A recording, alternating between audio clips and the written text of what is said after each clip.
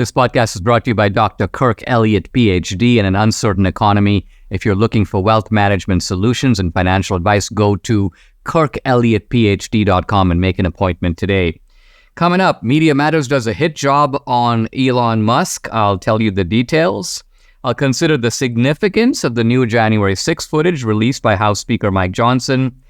Trump finally says, and I welcome this, I'm going to do to you what you've been doing to me and to us. This is great. And TV host and author Brian Kilmeade joins me. We're going to talk about his new book, Teddy and Booker T. If you're watching on Rumble or listening on Apple, Google, or Spotify, please subscribe to my channel. This is the Dinesh D'Souza Show.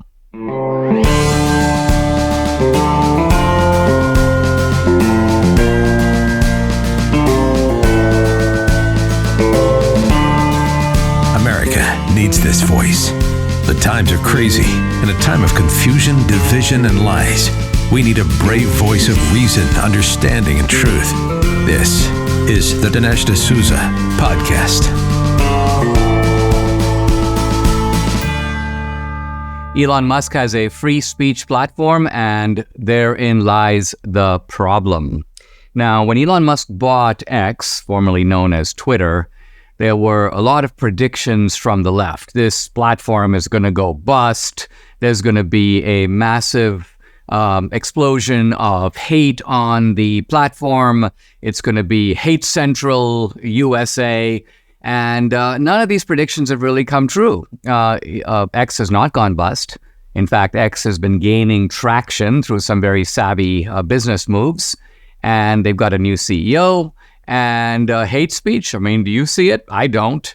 So not to say that in any large platform, there's not going to be crazy people here and there posting of nonsense. But the point is, this is not defining the platform at all. It is the same as you would find in any free speech environment where sometimes people say dumb things. But Media Matters decided to do a hit on X, a coordinated hit, and a hit that turns out was successful. Successful, why? Because all these major corporations, including Apple, Lionsgate, some of the other studios, decided in a kind of simultaneous manner to pull their ads from X, to sort of send a message, or maybe even to try to bring down X. Remember the coordinated hit on Parler that came a few years ago that sort of destroyed that whole platform. Now, X is a whole different matter. And also in dealing with Elon Musk, you're dealing, well, with the richest guy on the planet, somebody who has resources, in fact, in some cases, more resources than the people going after him. So this is a big bid by the left, but a bid for what? What is Media Matters trying to achieve? What they're trying to achieve is total control over the information network. They think of it. They've got much of the media. They've got all the three major networks. They've got YouTube. They've got Google. They've got Facebook. They're running censorship operations and all the other digital platforms. Now, true, there's Getter, there's Rumble, but nothing of the magnitude of X. And so X is let's just say X is a major target. And they wanted to take down this platform. They want to teach Elon Musk a lesson. Now, it seems, at least this is from some internal research at Twitter, at X, that Media Matters orchestrated a hoax. And by that I mean, well, let me go through. This is Joe Benarock, who is one of the technical experts at Twitter, a guy I actually know. I've talked to him on the phone. Media Matters created 3 accounts and followed 30 accounts similar to the ones in the article. They then constantly refreshed the timeline of posts. And so what they're getting at here is, and I won't go into the technical details, but basically what they're saying is there's all this hate speech on X, and they showed all these corporations screenshots of the hate speech. But it turns out they weren't randomly going through X and finding this. In fact, no users, or virtually no users, saw this content. What Media Matters did is they basically engineered it through hitting refresh. They got the content, and by getting the content, they trapped it in a screenshot, and they're like, aha, take a look. So what they're really doing, it's kind of like saying, America's a racist society. Now, this is actually hard-pressed to find everywhere you go on campuses, people bend over backwards to be, obliging and accommodating to blacks. So it's really hard to find. But nevertheless, you go, okay, I'll just go to a certain place where I'm likely to hear something. I'll then magnify it. I'll make sure that I capture it again and again and again. I'll sort of take these little recycled horror stories, tape them all together. Aha! America's a racist society. Here's a mishmash of video that proves it. Nonsense. This is actually cultivated by the creator to create a distorted impression. Now, turns out Elon Musk is filing this morning, what he calls a thermonuclear lawsuit.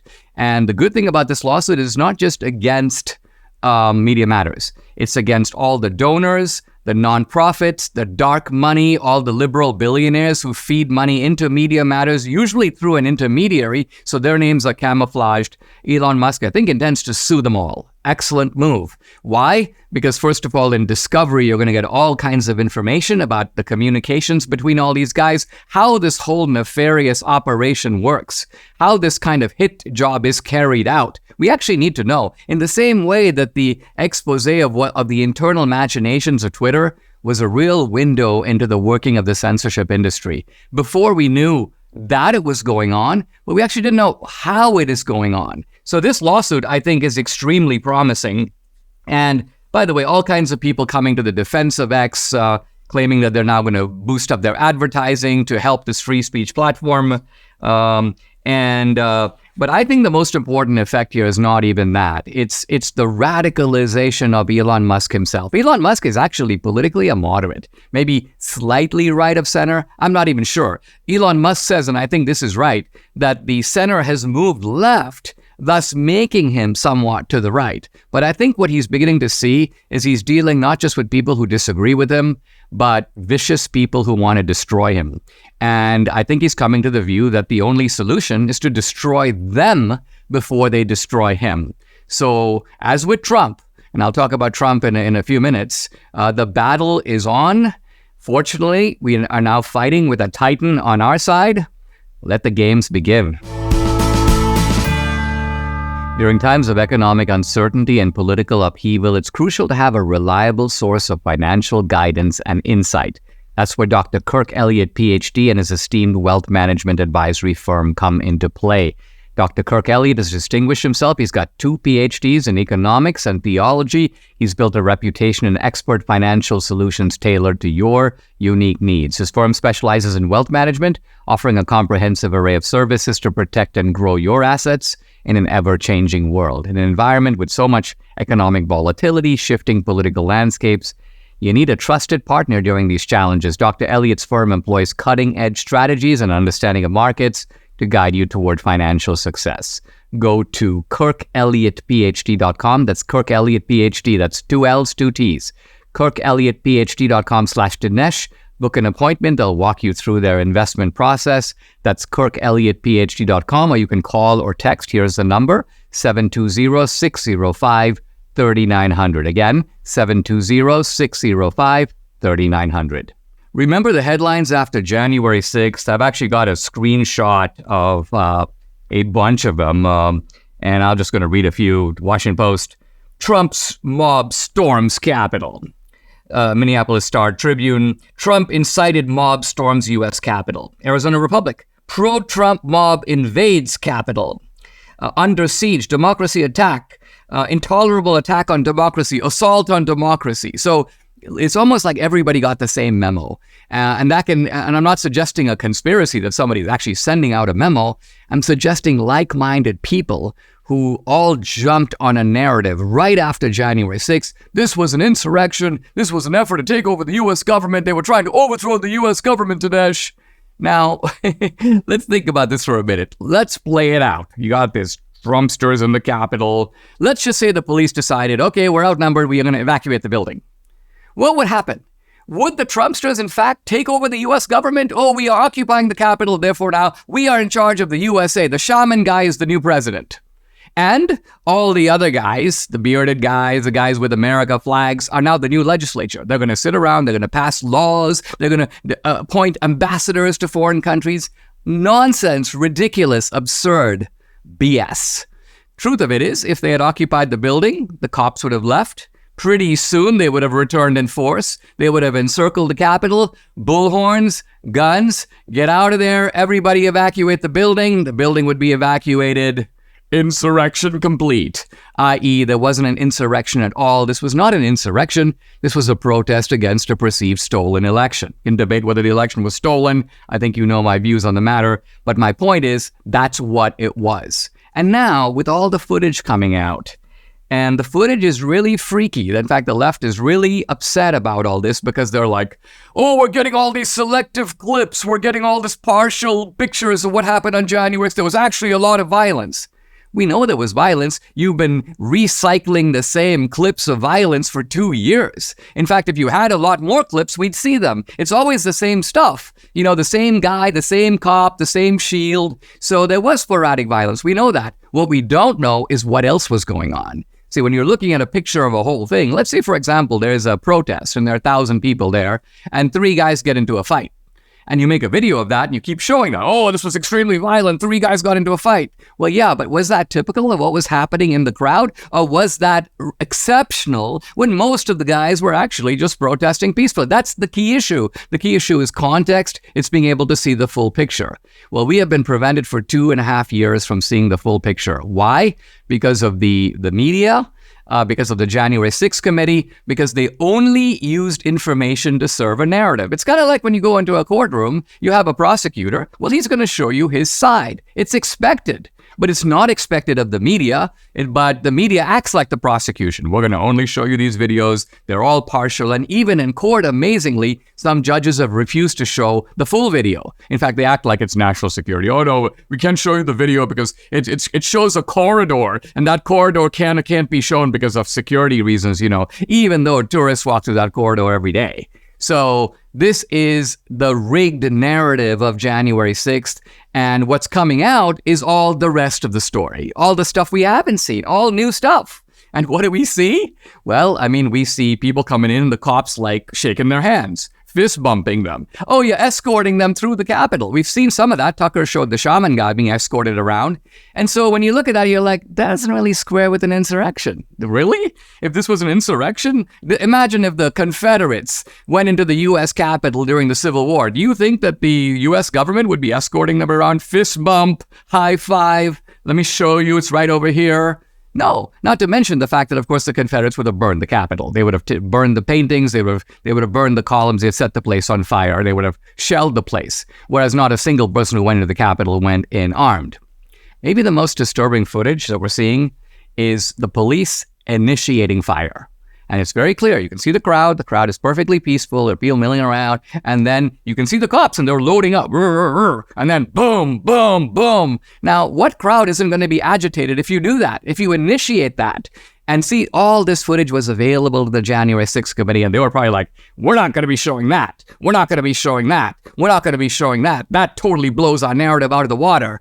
So this is the real value of the Speaker of the House, Mike Johnson, saying, okay, here it is. Here's all the footage. So the beauty of that is anyone can check, anyone can see. If something is out of context, provide the context. If the left says, oh no, right after this particular incident, the cops were being set up upon, show us. Where did it happen? Show me.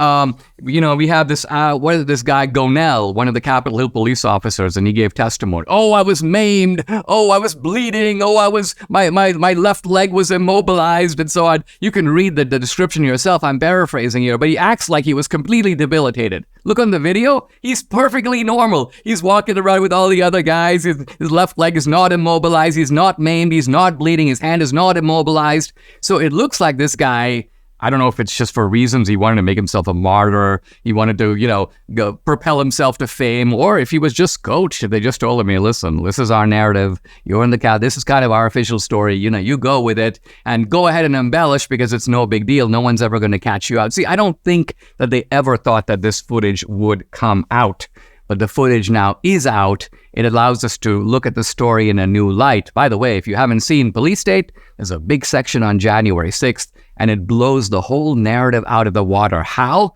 By blowing the motive out of the water. The key motive of January 6th was not to stop the certification.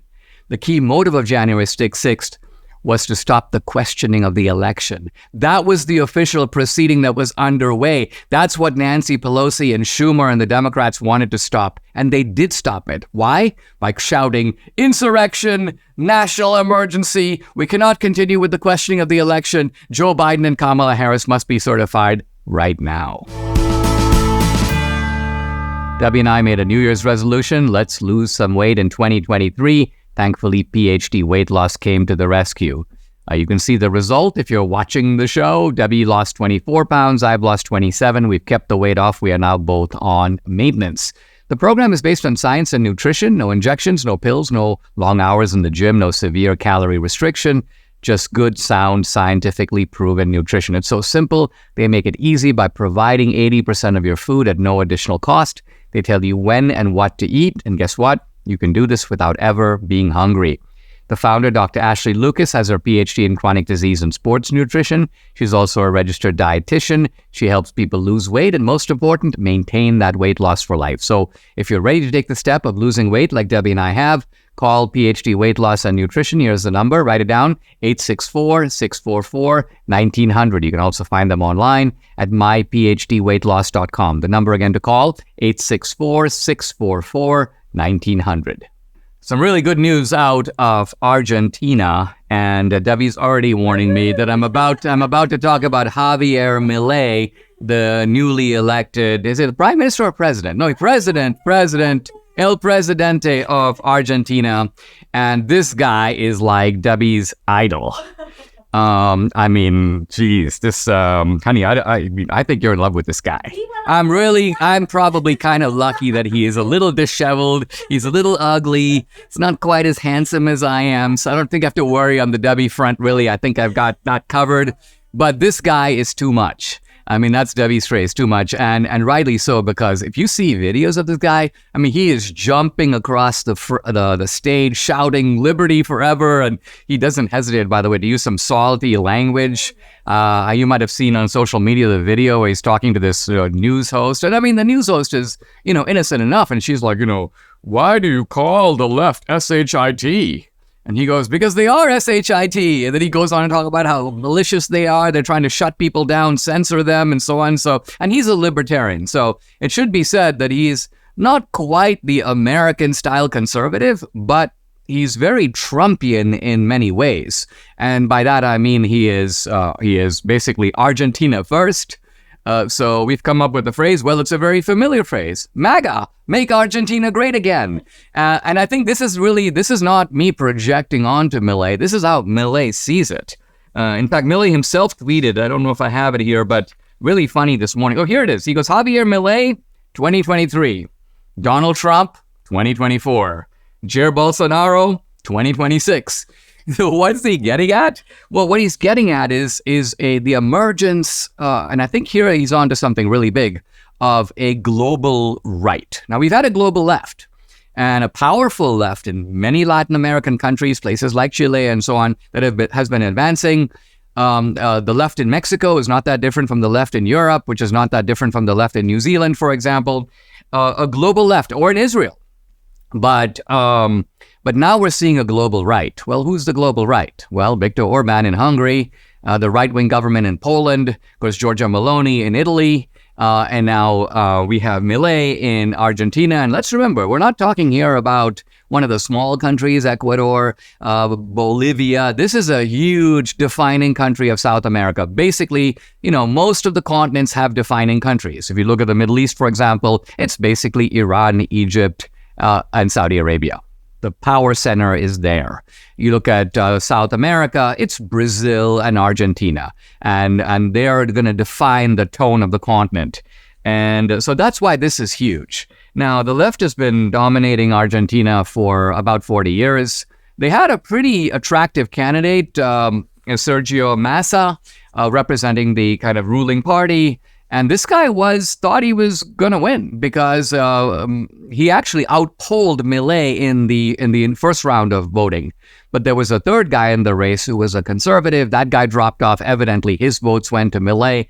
There was incidentally a supreme, I won't call it a never Trump effort, but it was kind of a never Milei effort, an effort to sort of get people, particularly people who are right of center, to vote against Milei. Oh, he's too extreme, And so we got all the same stuff about, a vote for Milei is a vote against democracy. Democracy is on the ballot. I mean, think of the sheer stupidity of that comment. You have two guys running for election for popular vote. Democracy's on the ballot because one guy's pro-democracy, the other guy's anti-democracy. No, this is the actual exercise of democracy. Because if you want to look at it your way, democracy lost. The people decided that democracy sucks. Down with democracy. We're done with democracy. Enough of democracy. Let's have Milei instead. Right? Is that what the result is? No, that's not. This is the reductio ad absurdum of sort of progressive reasoning. And then, of course, you just look at the scenes of the announcement of Massa. Sure enough, it's like 2016. Progressives are like, there's like all this expressions of tears and so on, and very reminiscent of Trump's win in 2016. In fact, the echoes between Argentina and America are really so eerie. Here's Rob Reiner, by the way. Same trope, same mindless rhetoric. This is from a couple of days ago. If you vote for anyone but Joe Biden, you are voting to destroy American democracy. Listen to this meathead. If you vote for anyone other than my guy, it's kind of like, if you vote for anyone other than Comrade Stalin, you are against the people's democracy of the Soviet Union. I mean, this is like apparatchik talk. This is Soviet talk. This is how communists see it. With communism is on the ballot. If you vote for anybody else, you're against democracy. Why? Because this is the democracy of East Germany, fellas. And so there's only one pro-democracy party. This is the behavior that's now crept into the United States. Argentina's new vice president, Victoria Villarruel, Catholic, conservative, pro-life, anti-abortion, pro-family. Again, you can see here that there is, in Argentina now, a move. Milei himself is kind of an economic conservative. I don't know if you saw the little video of the guy, like all the agencies he's going to shut down. And there he puts little tabs on the wall. He goes, Ministry for Tourism and Culture, pulls it off. Ministry for Global Sustainability, pulls it off. So he's fighting kind of on the economic front, probably also on the foreign policy front, but it's pretty clear that there's a cultural front as well, represented by the Vice President Victoria Villarruel. So where are we now? Well, this is a very hopeful development. I don't know what it says about 2024 in the United States, but I think what it does say is that globally, there are people waking up to the fact that we are moving really towards police states all over the world, repression of liberty, the whole idea that you have to shut people up, in the name of equity or in the name of tolerance. And people are like, actually, you're the real intolerance. Debian on a really good health journey, but we still struggle to eat enough fruits, veggies, and fiber. And guess what? That's a requirement. So lucky for us, we discovered a balance of nature, and there's no better way to get all your fruits and veggies plus fiber than with Balance of Nature. This is Balance of Nature's fruits and veggies in a capsule, so easy to take, made from fresh whole produce. The produce is powdered after an advanced vacuum cold process, which stabilizes the maximum nutrient content. And this is Balance of Nature's Fiber and Spice, a proprietary blend of fiber and 12 spices for overall and digestive health. Join Debbie and me. Start your journey to better health right now. Call 800-246-8751 or go to balanceofnature.com. You get 35% off your first preferred order by using discount code America. Again, it's balanceofnature.com or call 800-246-8751. Get 35% off your first preferred order by using discount code America. If you've been listening to Donald Trump in the last several days, a new theme is creeping into his posts and his rhetoric and his rallies. And I want to quote his latest statement. His latest statement is a little incendiary, and it has a lot of people, melting down, as they say. But let's analyze what Trump is saying and what's behind it. What's he really getting at? The statement itself is a little apocalyptic. I'm going to read it. 2024 is our final battle. So there you have like the Armageddon rhetoric. With you at my side, we will demolish the deep state. We will expel the warmongers from our government. We will drive out the globalists. We will cast out the communists, Marxists, and fascists. We will throw off the sick political class that hates our country. We will rout the fake news media. We will evict Joe Biden from the White House.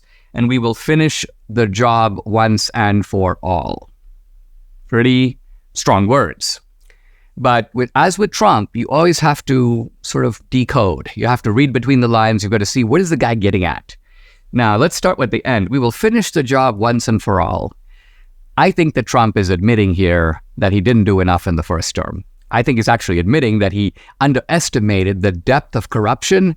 He underestimated the power of the police state. He underestimated how even in his own Justice Department, there would be forces arrayed and mobilized against him.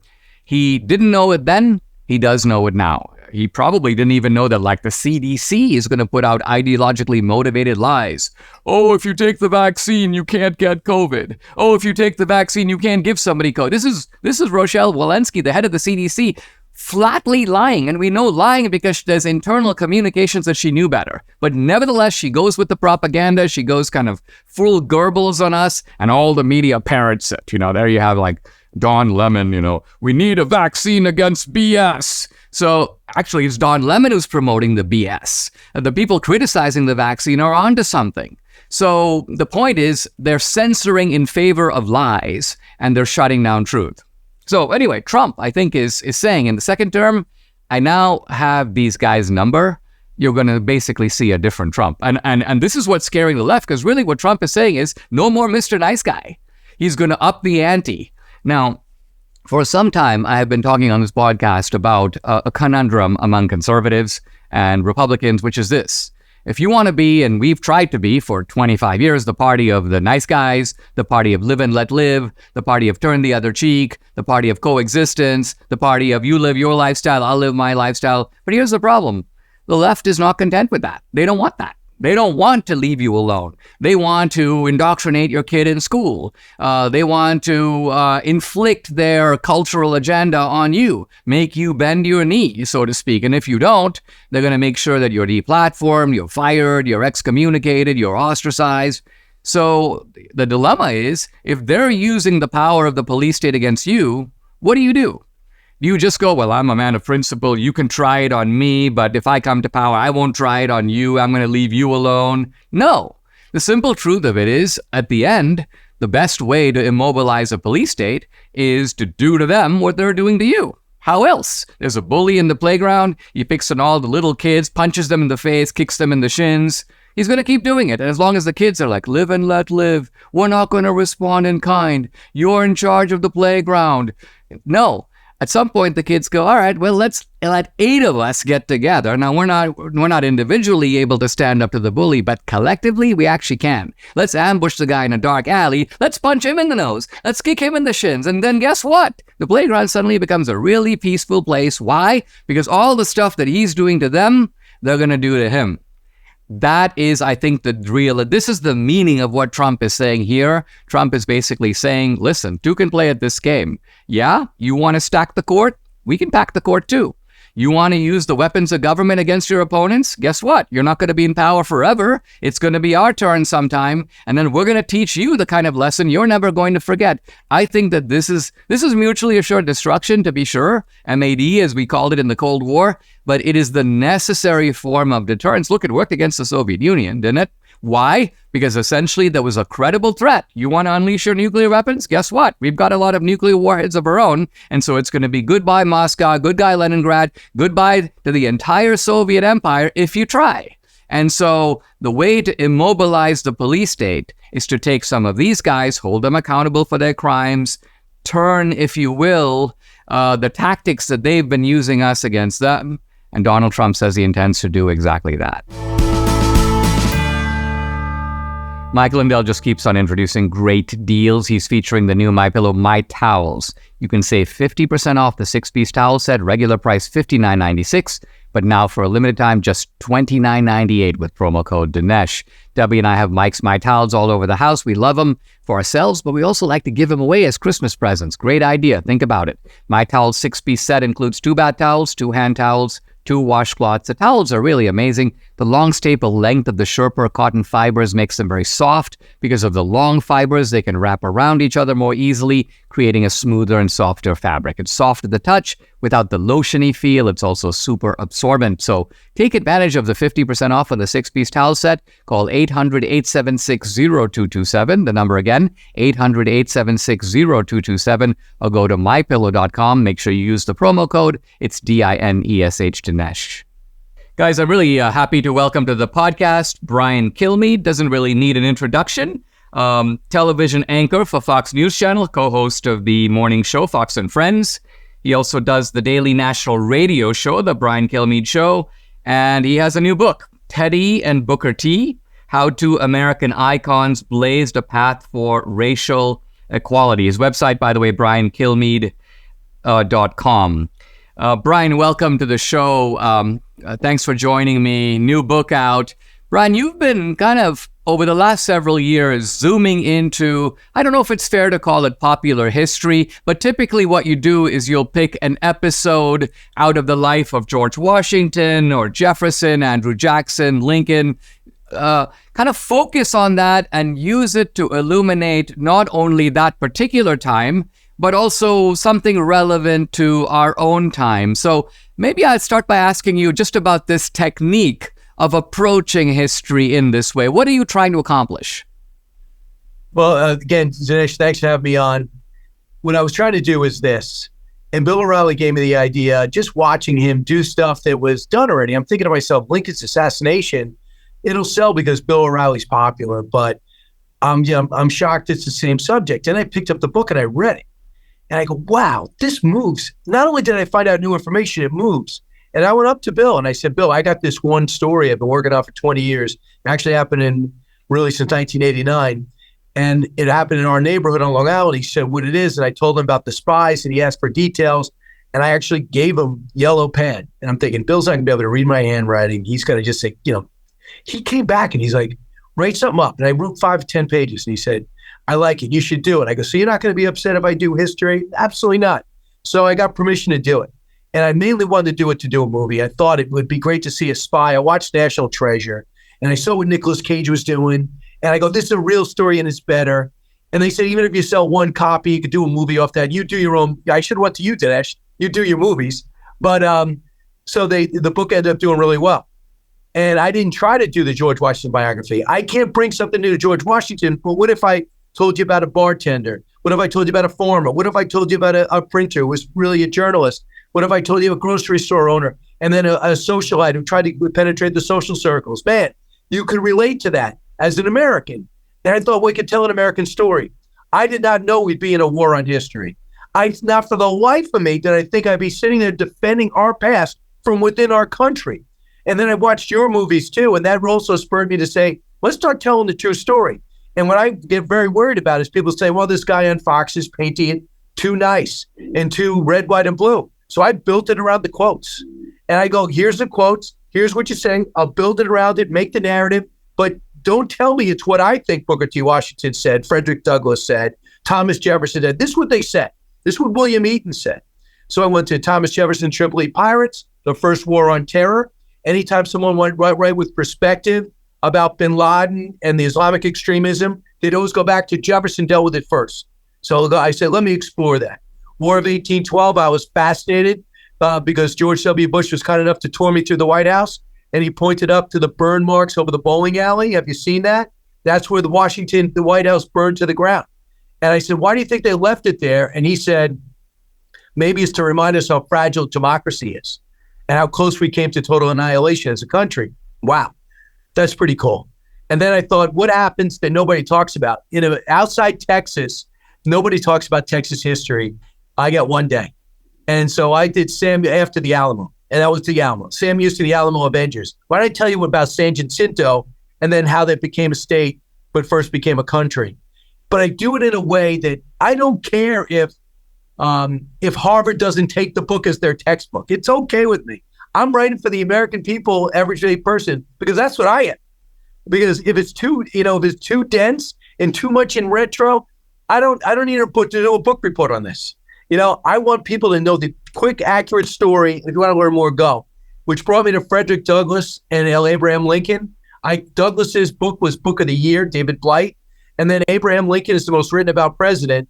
By What If I talked about how they worked together parallel, what they overcame to be successful. Again, America, the most unlikely heroes imaginable. And they managed to come together to help move us forward.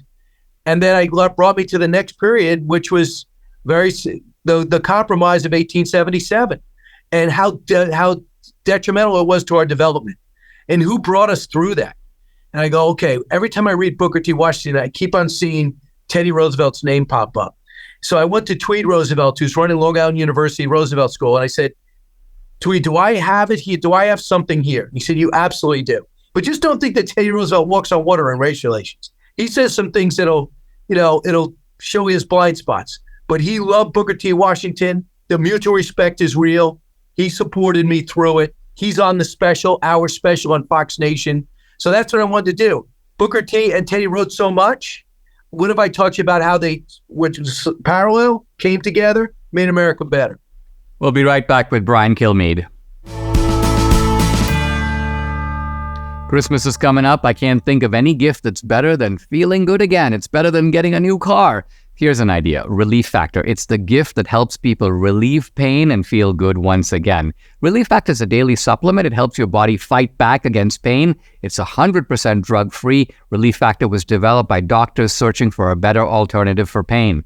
Relief Factor uses a unique formula of natural ingredients like turmeric and omega-3s to help reduce or eliminate the everyday aches and pains you're experiencing, whether it's neck, back, joint, or muscle pain. Relief Factor can help you feel better. Unlike pills that simply mask your pain for a short time, Relief Factor helps support your body's natural response to inflammation so you feel better all day, every day. See how Relief Factor can help you with their 3-week quick start kit. It's only $19.95 and it comes with Relief Factor's Feel Better or Your Money Back guarantee. So what do you have to lose? Give it a try. Visit relieffactor.com or call 800-4RELIEF. Again, the number 800-4RELIEF or go to relieffactor.com. When you feel the difference, you know it works. I'm back with Brian Kilmeade. The book we're talking about, Teddy and Booker T, How Two American Icons Blazed a Path for Racial Equality. Brian, if I was speaking on a campus 15 years ago or 20 years ago, I would assume that the students knew who Teddy Roosevelt was. They would know who Booker T. Washington was. They probably heard of W.E.B. Du Bois. They would have some background knowledge of the topic, and I would be playing off of that. Do you find yourself in a situation today where, because of the sort of decline of emphasis on history and concrete knowledge, leave aside the full story, a lot of young people perhaps don't know the story at all, that when you come out with the book Teddy and Booker T, do people know right away who Teddy is? Do they know who Booker T is? Can they fill in any blanks at all? Or do you have to start out as if you are sort of a fourth grade teacher and go, well, there was this guy named Booker T. Washington and he was born in slavery and so on? How do you handle it? Both. Number one, very intelligent people just weren't that into social studies or history. And they're busy, whether they're truck drivers and have an interest, but don't have the knowledge. But everybody knows Teddy Roosevelt. Booker T. Washington, his name is known, but not what he did. So that was my focus, is define who they are, the odds they overcame, and how they came together. And just because Teddy Roosevelt was rich doesn't mean his life was easy. And I wanted to bring that up right away. Let's talk about the relationship between the two. Teddy Roosevelt is elected, I believe, 1901.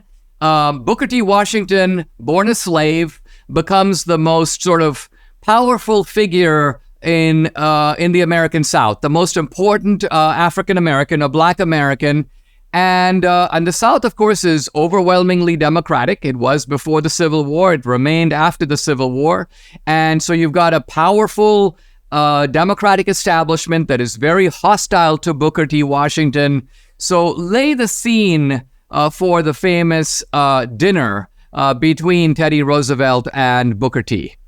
I found it fascinating that Teddy Roosevelt read Up From Slavery. That's the only thing I had in common with him. And that's what I read. That's what got me excited about this book. And I said, this is unbelievable. I can't believe this book. And I wanted to read more, and that led me the other way. So they met in 1901. I think it was April. And they agreed to, Edith read it to his wife, Teddy Roosevelt's wife. They met in Manhattan, and he said, let's work together. I need to know more about the South. Mom is from the South. It's the two brothers. My uncle is fought for the Confederacy. But if I'm going to be a political figure, I need to be able to win over the black vote. You understand what you've done in Tuskegee. And then we get a letter, Dinesh, and you probably read it, where he writes to, and they promised to go to Tuskegee. He was going to see it as vice president. And he writes a letter apologizing. But McKinley is assassinated. I'm now president. I'm not going to be able to come see you. As if Booker T needed an explanation. But then they would set up the meeting, and they would eventually meet at the White House. And just like he would say, a letter arrived at his hotel. It says, the president would love for you to meet him tonight for dinner. And he said, there was a part of him that said, maybe you shouldn't do it. But how do you turn down the president? He shows up. America at that time, as you know, was not necessarily ready for a black man to eat with the president's white family. And that became some of the most horrendous headlines you could possibly imagine coming and written in American newspapers in certain sections in the South. And it hurt both their causes. So they kind of had to pick their spots when to go public with their relationship. But it didn't really hinder their relationship, in my view. They just had to handle it differently because they knew the country they were in, not the one they wanted to be in terms of race relations. I mean, we have to be candid and admit that this was a time when, and this was, again, politically coming from the Democratic side, you would have Democratic congressmen and senators not hesitate to use the N-word. I remember, I think it was Senator Vardaman, who basically said something like, oh my gosh, now that the president is sitting down with the black guy, we're going to have to kill 1,000 N. In other words, just to put them in their place, because they're going to be so out of control after this after the symbolic value of this gets out there. So this was fraught, not just, by the way, with rhetorical excess, but I mean there were lynchings going on throughout the South. There was violence. This was the era of the Ku Klux Klan, which had a revival, of course, a little bit later under Woodrow Wilson. So this was a dangerous atmosphere, I guess I'm saying, in which these two men got together. And it was, Dinesh, by the way, did we just whitewash American history, or did we deal with it directly? Did we say that segregation wasn't a problem? No. Did we say that Ku Klux Klan didn't exist? Did we say that was easy for blacks in the South? No.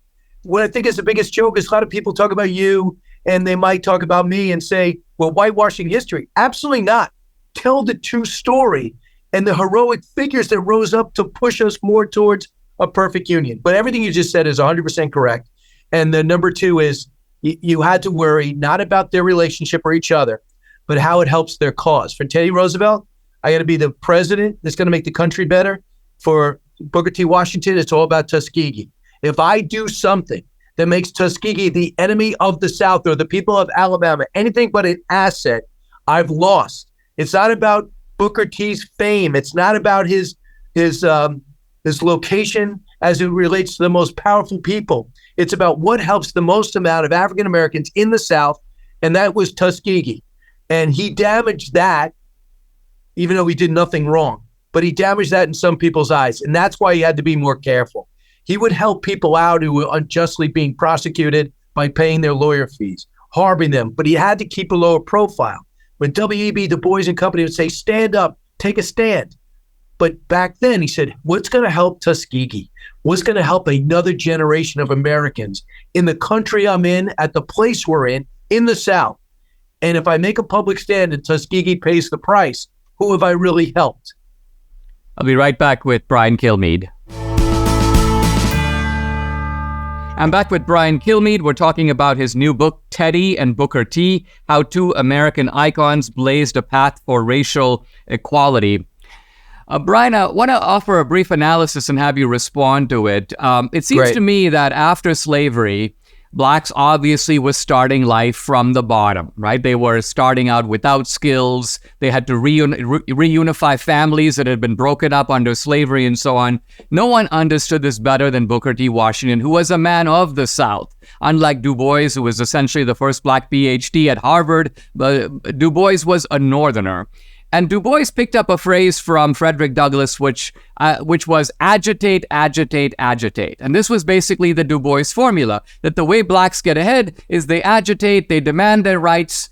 And I take Booker T. Washington to be saying something very subtle, and that is that, listen, you're right. We actually do need all these rights, but what is the point of having rights if you don't have the skills to take advantage of those rights? Like, another way to put it is, okay, you're now going to allow me to take part in the Olympic race, but I haven't learned how to run, or I haven't learned how to play this particular sport. So the rights need to be complemented by the development of skills to take advantage of the rights. And that was Booker T's lifelong focus. We got to start at the beginning. Let's start by teaching you to brush your teeth. Next, we're going to teach you the elementary sanitation. Then I'm going to teach you the alphabet. Then I'm going to teach you how to advance. But Booker T's point was, you don't start with Shakespeare. You start by building the building blocks of education, and then that's how you get there. Would you agree with this a summary of... the reason I think it's relevant is because it seems to me that today the Booker T. Washington path is the immigrant road to success. In other words, immigrants are coming to the United States, very often immigrants of color, people like me, and we're following the Booker T. Washington formula of starting with nothing, moving up, improving our condition. So even though Du Bois was right in his own time, Booker T. Washington's advice is of pressing importance today. Wow, do I love that analogy. And I'm going to steal it for future interviews, if you don't mind. Dinesh, I'll put you in the bibliography. It is yours. I do love it. And what he's trying to say is, and this is what Ron DeSantis tried to say, but he didn't correct himself. So when slaves were freed, white people didn't know how to do anything. They had no skills. They had no trade. And some people actually felt bad for him and stuck around with the families and got offers because they had skills. They could do things, but they didn't have the education that was illegal to do that. So what Booker T. Washington said, that I thought this was interesting, it got some of the black families angry. They wanted students, their kids to be students. He said, yeah, but no kid goes to Tuskegee and doesn't learn a trade, because you have people that are not going to want to hire you. So you have to be indispensable. So I wish that on me right now. I wish I was forced to take mechanics or carpentry. And how many times I'm paying people to do basic plumbing and agriculture and whatever skill, but you could not lead without it. I went to Tuskegee. I recommend everyone do it. You could basically eat off the floor in all these classrooms. One professor is more impressive than the next. The pride they have in the academics as well as the trade still exists today, as well as their history. But I think you're 100% right. W.E.B. Du Bois, great intellect. But what did he actually do as a legacy? He would study, he would write, but he would agitate. But all Booker T. Washington was take 1,200 graduates a year and put them into society with a sense of purpose, a sense of pride, of self-esteem, and proud to be an American. I'm not talking all of them, but most of them. And that's why when you read Teddy Roosevelt's speech about coming down there and giving his commencement, I think the first beginning is all ad-libbed. It's not on topic. It's written down because he was moved by what he saw and the possibilities in which this school was doing. So I think when DeSantis came out and said when people came out of slavery, they had a skill, he wasn't saying slavery was good. Nobody's saying slavery was good. He's just saying that the men and women who worked around the house all left with some type of trade. And white people had zero because someone else is doing it for them. That was his point. And I just love the practicality of his approach. So Dinesh, if you don't like me because of my color of my skin, but the guy over there doesn't have a problem with me, I don't hate you. I will not give you the benefit of you hating me hating you. I don't resent you either. I'm going to deal with them, and hopefully you'll see the way I interacted and you'll change your opinion, because it's not your fault. You had generations of people telling you that one skin color made somebody better than the other. And that's what I saw in Booker T. Washington. I'm going to make it work. I'm going to make it better. I'm not going to spend time in resentment and anger. I mean, I remember at the heat of that Booker T. Washington Du Bois debate, Booker T. Washington said, look, we're not going to be able to get ahead. Look at the crime rate in the black community. Look at the broken families. And then Du Bois was like, who do you think broke up those families? It was slavery. Why do you think we have a big crime rate? It's because, we don't have jobs. And Booker T. Washington was like, I agree. But nevertheless, long term, how are we going to flourish as a community by creating a band of criminals? How are we going to flourish as a community if we don't have intact families where you basically are able to raise children and so on? So I think that this is a very interesting debate because both sides kind of had a point. And it may be that Booker T. Washington's point was more important in 1923, but that Du Bois's point was more important in 1923, but Booker T. Washington's point is far more important in 2023.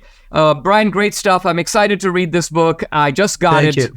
And your website, briankilmeade.com, the book Teddy and Booker T, How Two American Icons Blazed a Path for Racial Equality. Thanks for joining me. Yeah, Dinesh, thank you. If anyone wants it signed, it goes to my local bookstore. I'll go in there, do you a little, I'll say what you want, and they'll mail it out. But thanks, Dinesh. Appreciate it. Thank you. Subscribe to the Dinesh D'Souza podcast on Apple, Google, and Spotify, or watch on Rumble, YouTube, and SalemNow.com.